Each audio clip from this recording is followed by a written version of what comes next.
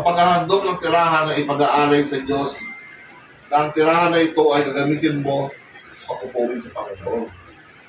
Yung bahay na ito, gamitin nila para makapagpuri sa Panginoon. Ialay nila ang bahay na ito ay gamitin ni Lord para, maraming taong matulungan.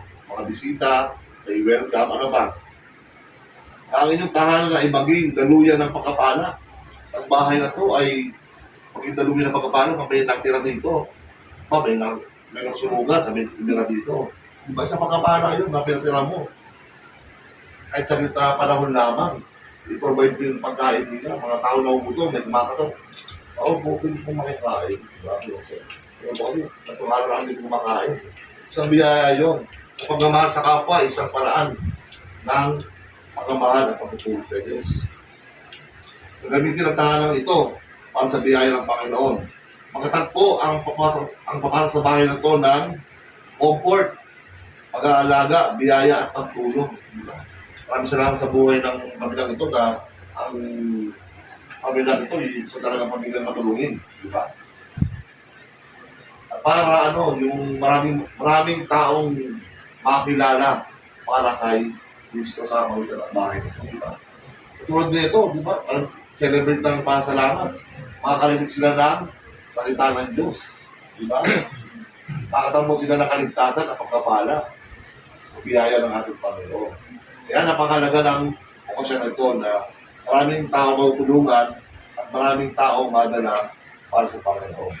Siyempre, ang ating ihahandog ay ang unang-una yung mga nakatira dito bago ang bahay. Diba? Kailangan ihandog muna ng mga tao nakatira dito ang kanilang buhay para magkaroon sila ng magandang tahanan. Kasi yung tahanan kung puro nakatira naman, puro mag-aaway, di ba? Nakatira, puro sigawan, puro makasalanan ang ginagawa sa bahay. Kaya dapat, unang i-bless natin yung mga nakatira sa bahay na ito.